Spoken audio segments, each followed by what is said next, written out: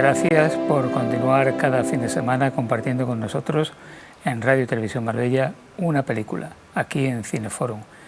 Y últimamente hemos tenido unos cuantos westerns, la semana anterior no, cambiamos, fue un thriller, pero hoy volvemos al género western, un western crepuscular podemos decir, que incluso después quiero que expliquemos un poquito qué es un western crepuscular, porque ya alguien me ha preguntado, habláis muchas veces de este término, pero habrá gente que no sepa de qué se trata. Bueno, pues lo vamos a intentar decir dentro de un rato. La película de hoy es Billy, dos sombreros, del año 1974, una producción estadounidense dirigida por Ted Kotcheff, con un reparto encabezado por Gregory Peck, por Desi Arnaz Jr. y por Jack Warden. También ensayan Barbara Allen, una actriz que trabajó poco en cine, y un amplio número de secundarios prácticamente desconocidos. Para comentar esta película, Billy, dos sombreros, cuento con Miguel Rodríguez, fotógrafo, también persona muy cercana al cine, cinéfilo, y que ya ha estado aquí otras veces. Y además, yo diría que es activista cultural. Miguel, bienvenido. Hola, Paco. Muy buena. Decía yo que esto es un western crepuscular. ¿Por qué es un western crepuscular? Hombre, el western crepuscular más o menos se enfoca de la manera de que cuenta ya la historia del oeste cuando ya está un poquito en decadencia, ¿no? Son historias más o menos, se puede decir que no de tantos perdedores, pero sí de gente ya más o menos que son más erráticas, son historias ya más o menos en que tiene ya un final de película un poco una moraleja ya de que un poco el oeste no es que esté muriendo, sino que está cambiando, ¿no? Sí, porque realmente son películas que tienen un mensaje, que tienen un desarrollo de los personajes, de manera que no son las etiquetas o los estigmas habituales del bueno y el malo, personaje estándar, sino que aquí hay un análisis psicológico de esos personajes. Todos tienen algo de bueno y algo de malo. Sí, y aparte pues cambia un poquito tanto el paisaje, o sea, el clasicismo del oeste, o sea, ya las historias no son tan, no se conforman tan directamente, no hay, lo que tú dices, hay una segunda historia dentro de las películas, y lo que te he dicho tiene una moraleja siempre de que todo está cambiando en el oeste, ¿no? Que el progreso va llegando y los antiguos personajes se tienen que adaptar a los nuevos tiempos.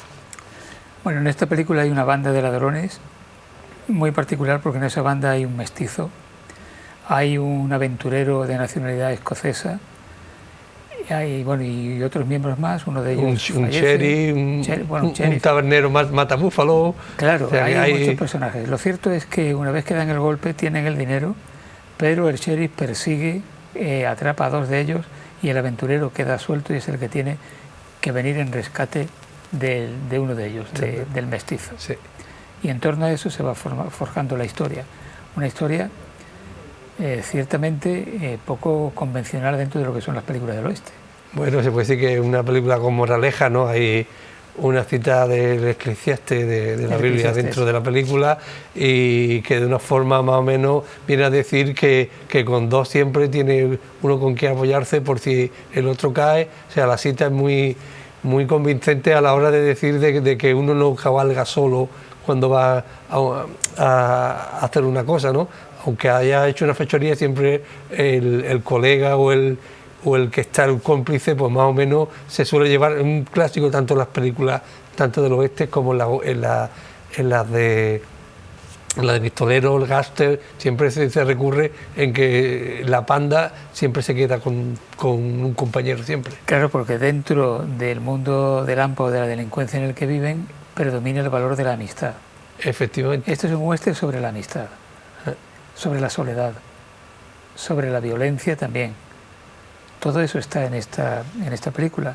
Por supuesto, el racismo. El racismo, que es muy latente en esta película, y lo que he comentado antes, ¿no? Que entre incluso los mismos indios pues hay racismo, depende de la categoría, si es mestizo, si es apache de sangre única, o sea, siempre hay varios componentes, y luego, pues, claro, la mentalidad que tienen unos como otros son diferentes según la formación que tienen, ¿no? O sea, el mestizo tiene ya una formación cultural blanca, el apache todavía se apega a sus tradiciones y el choque pues es muy latente en la película. Pero el blanco, el estamento del blanco, en este caso representado por el sheriff y el amigo del sheriff, y también el que al final le presta el carro, tienen un racismo contra todo lo que no sea blanco, contra el mestizo, contra los indios, todos en general. Pero es que a su vez el mestizo practica el racismo con respecto, por ejemplo, a los apaches. Con los apaches cuando se lo encuentran, exactamente. Que al principio se echarlo en su idioma. Es una pena que no viene subtitulado lo que hablan los dos apaches, no viene en español, en letras, ¿no? Y nos quedamos por un poquito sin entender el porqué ese racismo, un poquito porqué esas palabras. Pero sobre todo yo creo que más que un racismo es más o menos por la diferencia de dinero también, porque claro, uno tiene un poquito más de categoría que el otro, ve que tiene más posibilidades. Sí, el estatus social también está. Un dominio más de los dos bandos, tanto del indio como del blanco, y yo creo que en esta película se nota mucho precisamente ese racismo, tanto de un lado como en otro. Pero luego está también la variante de que la que le ayuda un poco al mestizo en la fonda, en la cantina, es precisamente una india, porque tiene también una historia paralela al mestizo, ¿no? O sea, tiene un intrínseco así de compañerismo, de un poquito de empatía con el mestizo, porque está ya encadenado y le pone la mantita, le da la comida. O sea, que el racismo es según también las circunstancias algunas veces. Bueno, digamos que Billy Dos Sombreros en realidad es el centro de la historia y lo encarna Desi Arnaz. El personaje del aventurero escocés, que se llama Archie, ese es Gregory Peck, y después está el sheriff, que es Jack Warden, que es un actor que trabajó mucho, que bueno, abundaremos un poquito más tarde. Cuando esta película empieza, ese plano general, esa gran extensión que aparece un poco polvorienta, con una fotografía muy cuidada. El paisaje siempre... Uno piensa, bueno, esto va a ser una típica película del oeste, pero no, inmediatamente la secuencia siguiente ya uno se da cuenta de que la historia va por otro lado. Es que bueno, para decirte un poquito de que cómo empieza, es que lo primero de la película es el color, ¿eh? Y es un color ocre, no un color brillante, si te das cuenta es un color un poquito, recuerda mucho a los desiertos de Almería. Es una película precisamente que el paisaje no incide mucho dentro por el color ocre que tiene.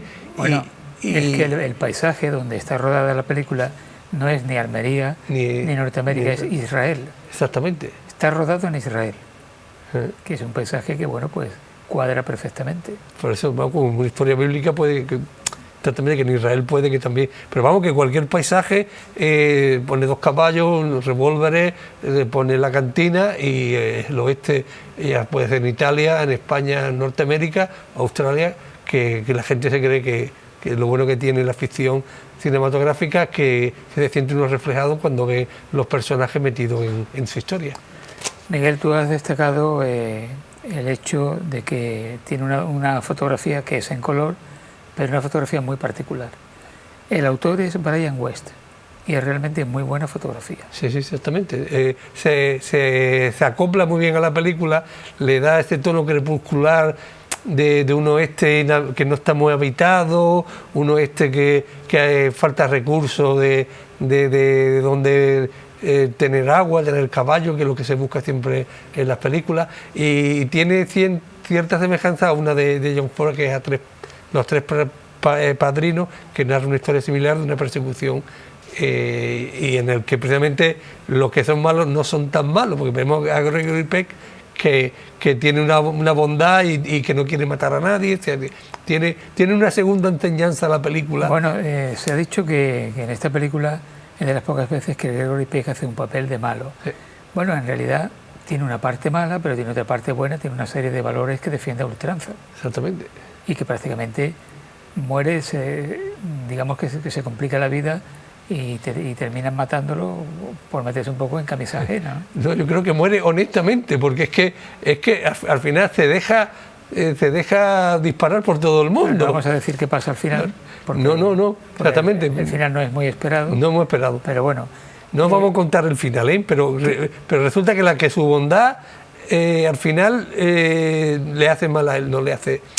una bondad muy bíblica, muy de seguir adelante, muy de tenemos que llegar a nuestro destino, tenemos que cumplir nuestra meta, ¿no? O sea que y luego no le importa el dinero, que te gasta algo en la carreta, si se protege a la mujer, si... Hombre, esta es una película donde también hay violencia, sí. Pero no es una violencia, no es un Peckinpah en Grupo Salvaje, no. Es otra manera de afrontar la violencia, aunque la película realmente es dura, ¿no? Sí. Los personajes sufren aquí, sobre todo el mestizo. No, sobre todo el trato, aparte de la historia, el trato que se le dan a los indígenas por parte del blanco, se nota que es un poquito masoquista, un poco de joderle la vida, de decirle tú estás aquí porque yo quiero. O sea, las dos mujeres, dos sufridoras, no vamos a contar por qué, pero también es un poco la violencia de género de la época, ¿no? Que se practicaba, pero no pasaba nada, a los hombres no le pasaba nada. No, claro, porque esa violencia era lo lógico, era lo natural, lo que fluía en la sociedad de aquel momento, claro. Y queda reflejado hoy en esa película, no se puede interpretar con los cánones actuales, ni mucho menos. Exactamente, que a último del siglo XIX, o sea, ya el progreso que va llegando, se ve que normalmente a una mujer se le puede comprar, se ve una historia soterrada detrás de ahí. Hay unas líneas también que te puede ver en la película si te presta mucha atención, ¿no? Una película para estar muy atentos, sobre todo el diálogo, los personajes, situaciones, ¿no? O sea, que sobre todo lo que demuestra que era lo duro que era vivir en el oeste cuando se encontraban nada más 4 o 5 personas en Me gustaría destacar sobre lo que hemos dicho anteriormente, de que aquí hace un personaje donde es en cierto modo malo, Gregory Peck, que recuerda en la película Los niños del Brasil, sí. Donde también hacía un personaje, ahí sí que hacía un personaje sí que hace algo malvado y un poco malo odioso, de verdad, ¿eh? O sea que... Porque aquí en esta película tiene sus valores, sí. Es un delincuente, es un atracador, en fin. Sí, pero tiene unos principios, en el otro no tiene ni principios ni nada, tiene como quien dice una chifladura, ¿no? Tiene lo que tenían los nazis, que era imponer y lo suyo lo que vale, pero que vamos, que Gregory Peck recordamos sus grandes películas, Los Cañones de Navarrones, Vacaciones en Roma, Capitán Blower, o sea, hacen películas espectaculares de la época dorada del cine en color, con grandes decorados, siempre se les recuerda por matar a un ruiseñor, exactamente. Vamos, porque esa es una película extraordinaria que le dieron el Oscar. Las nieves del Kilimanjaro, es que esa película es redonda, ¿eh? Tanto por la acción de los niños, o sea, tiene un guión perfecto, la novela perfecta, o sea, se encaja todo muy bien, el juicio es de premio, o sea, la escena del juicio del patrón del señor es increíble, pero y ahí sí que se ve el racismo en esa película. Pero, hombre, claro, sí. Pero volviendo a Viri y dos sombreros, que es la película que nos ocupa, hay que decir que está producida por Patrick Palmer y por Norman Jewison. No olvidemos que Norman Jewison fue el director del Violinista en el Tejado y de Jesucristo Superstar también, la versión cinematográfica. Estamos hablando de un director de primera línea, hizo algunas veces como actor y como productor, aquí está como productor. Pero son unas superproducciones que requerían una gran inversión, movimiento de masa, movimiento de efectos, o sea, son películas que... En esta no. No, pero te digo la de Mil Historias, o sea, sí. Son películas que en esta no, en esta se puede decir que una película un poquito de laboratorio, un poquito de arte y ensayo, que se llevaba en la época, ¿no? Que era una película para tomar nota y fijarse en los detalles. Bueno, realmente esta película no se puede decir que sea una obra maestra, pero es una película que merece la pena verse y analizarse. Yo creo que es una película para pensar, ¿no? Para pensar, tiene un buen montaje, tiene algunos planos que están muy bien, alguna situación de cámara también muy bien. Yo creo que está muy bien ambientada. Sí, no, tiene una dirección de arte también acertada. Y aparte lo que es el conjunto global de la película, lo que te he dicho, el montaje, un poquito los diálogos, hay notas que he sacado que son tan poquito de un toque de humor a veces que no se notan. Hay una frase que dice, si una tía tiene un bigote es un tío, ¿no? O sea, se lo mete en medio de un diálogo y yo me di cuenta y digo, pues mira, pues queda bien, ¿no? No desentona dentro de la historia en sí, tan seria y tan perseguidora. Y hay otra que dice que siempre, no está por aquí, esconder a los amigos bajo tierra, ¿no? O sea, la mete, pues como quien decir que los apaches, la gente están viviendo bajo tierra en medio del desierto, ¿no? O sea, como diciendo, están muertos pero están vivos, ¿sabes? O sea, que un amigo, para que un amigo esté escondido en tierra, te da por pensar una frase de esta tan tonta, pero la gente dice, bueno, ¿por qué meten esa frase en la película? Hombre, yo creo que realmente en esta película uno de los temas fundamentales que trata es la soledad. Todos estos personajes están solos. Todos están solos y al final pues uno se libera de una manera de esa soledad y otros de otra, no diremos cómo, ya lo descubrirá el espectador al final, pero creo que la huida en realidad es una huida física del sheriff, pero es también una huida de una situación social que los aísla. No, yo creo que es un sacrificio, ¿no? O sea, un personaje va a enfrentarse a su destino, sabe cuál va a ser su destino, lo afronta sin tomar consecuencias y muchas veces no pensando en sí mismo, sino dice, bueno, como decía la cita del Eclesiastés, si yo caigo, por lo menos que el otro continúe, ¿no? Y yo creo que esa es la paradoja, un poquito el mensaje de la película, ¿no? Una película con mensaje. Normalmente las películas parece que es para divertirte, parece que a veces para emocionarte, pero a veces es para un mensaje, para que tú puedas coger la idea y desarrollarla y decir, pues mira, pues de vez en cuando son inteligentes. Depende también del estado de ánimo que uno tenga, lo que tú buscas del cine, porque claro, habrá quien buscará pues un mensaje en el cine y otra gente que lo que busca es sencillamente distraerse y divertirse. Esta película, aparte de que sea distraída y uno se divierta también, requiere desde luego de cierto análisis de interpretación del mensaje. El director, Ted Kotcheff, que tiene actualmente 91 años. Está vivo. Nunca se ha retirado oficialmente. Es un Rambo, ¿sabes? Que dirigió una de las secuelas. El primer Rambo. Exactamente. El Rambo que aquí se llamó Acorralado. Acorralado, que el presidente del Stallone fue el que escribió el guión. También, o sea que no tiene muchas películas sin notorias, pero en esta, en Acorralado, pues consigue crear un personaje que ya tiene, la verdad es que largo recorrido. Empezó haciendo televisión, debutó en el cine a principios de los años 60, pero llegó con una película que no tengo apuntado el título, a tener el Oso de Oro en Berlín. En Berlín, le dieron el oso de Oro, no, el Oso de Plata. El Oso de Plata. En Berlín, que fue la primera vez que una película canadiense tenía un premio de esa categoría. Sí, es que es de origen búlgaro-canadiense, tengo yo más o menos por nació en Toronto, Wikipedia. Pero la madre y el padre eran búlgaros. Se inició en la televisión cuando tenía 20 y pocos años y ha hecho sobre todo televisión. Sí. Y en cine en los años 60 comedia, más que otra cosa. Aparte de esta película y la que tú has dicho de Rambo. Sí, un secundario que se forma en televisión y cuando tiene una oportunidad de rodar cine, pues lo rueda de una manera más o menos no normal, sino más o menos a su aire, como él entiende. Sobre todo tiene una visión europea de lo que es el western. Usted da cuenta un poco, los personajes tienen principios, ¿no?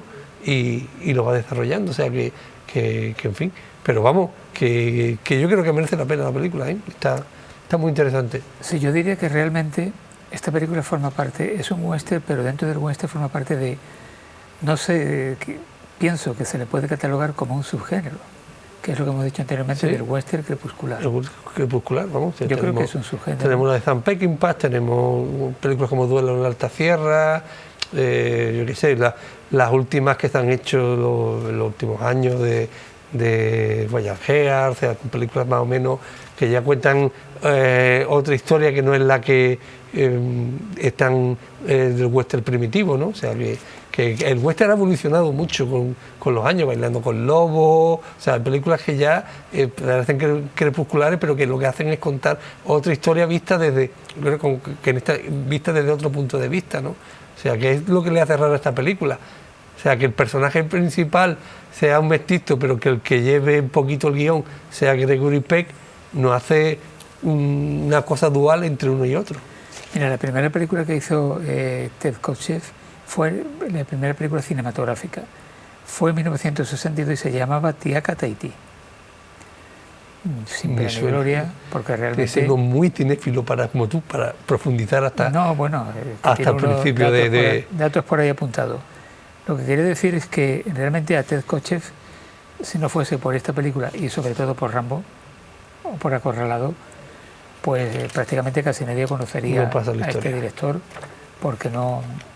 Sin embargo, estoy recordando que dirigió una película de cine hecho en Australia, que es una de las películas más importantes que ha hecho el cine australiano, y que no recuerdo el título, incluso no sé si se llegó a estrenar en España o no.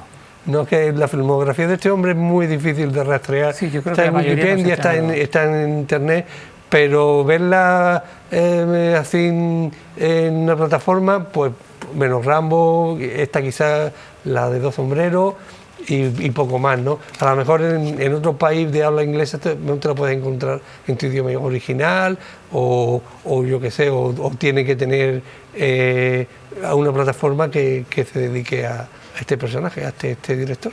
Bien, el actor que hace de Billy Dos Sombreros, que por cierto, tiene que estar el espectador muy atento para saber por qué le llamaban Billy Dos Sombreros. No lo vamos a decir. No, es lo más importante de la película. Es muy importante para interpretar las clases sociales. Exactamente. Que se retratan un poco ahí, ¿no? Y eso casi al final de la película se cuenta por qué era Billy Dos Sombreros. Claro.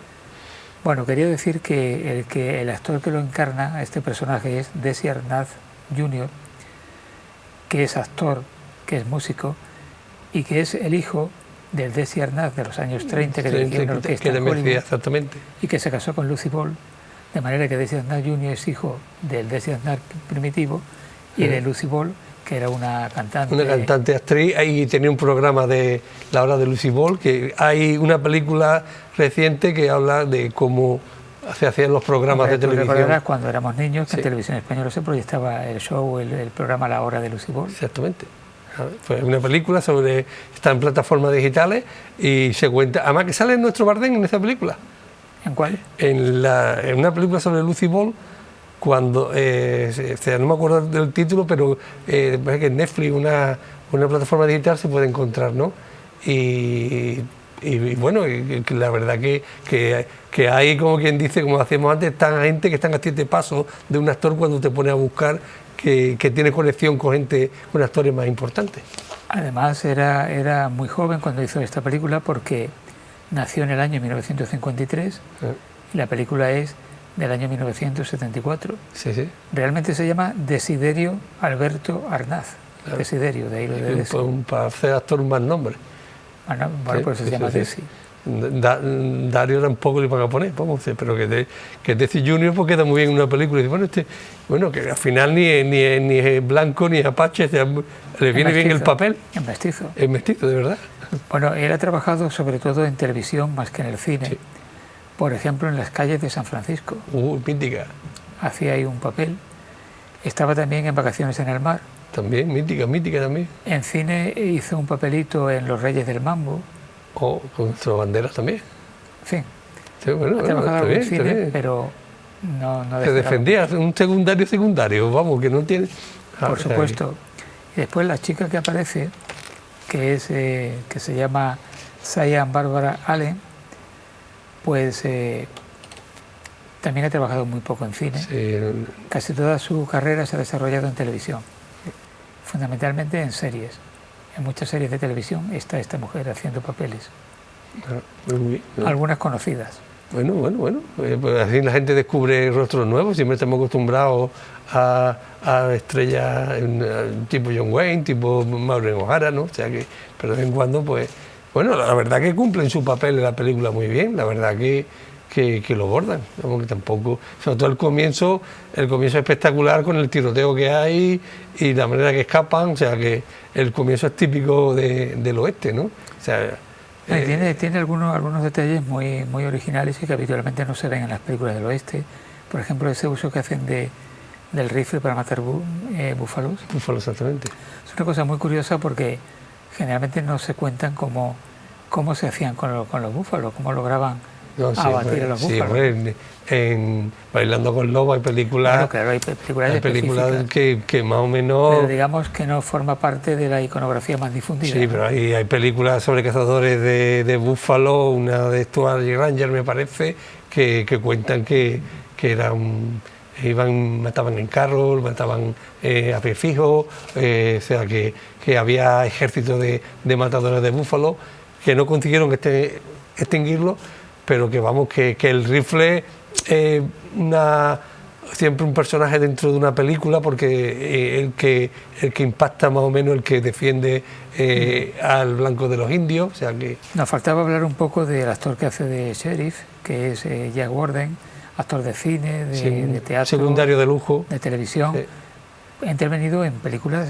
Tú fíjate, mira, tengo aquí apuntado Mientras dormía, Balas sobre Broadway, Ese chico es un demonio, El aviador, Veredicto final, Superman 2, Campeón, aquella película con John Boy, de Franco Cefirelli, que fue un éxito, y Faye Dunaway, que fue un éxito tremendo, y estaba Jack Warden también.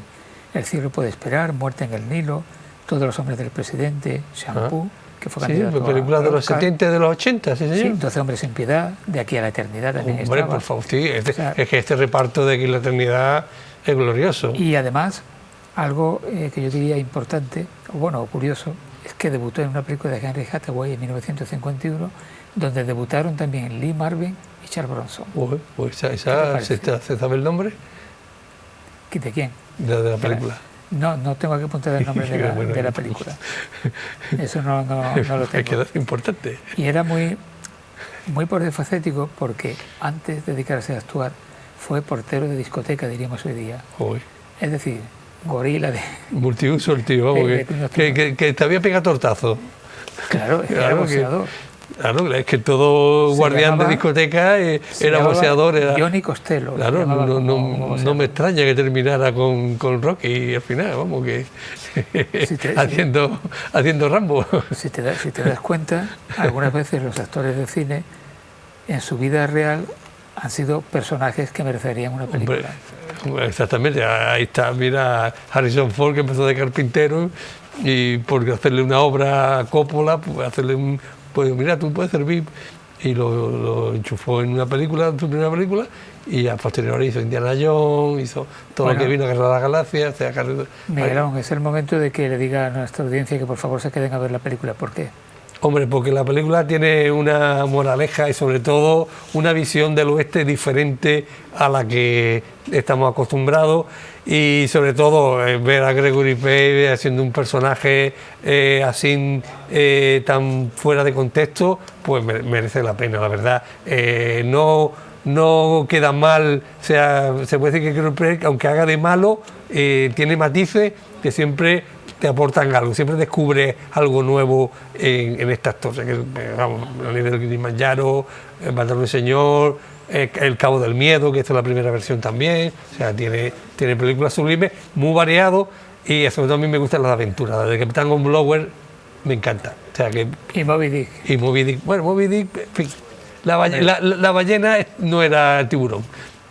Claro, estamos hablando de otra época, pero tiene secuencias muy difíciles, pero bueno, otro día hablaremos de Moby Dick. Exactamente, Moby Dick. Gracias por haber venido, Miguel. A ti. Hasta otro momento. Quiero dar las gracias también a Cristóbal Ruiz y a Juan Macazorla, que se encargaron de la realización y del sonido. A todos ustedes, quédense ahí a disfrutar de esta película, y la próxima semana regresaremos.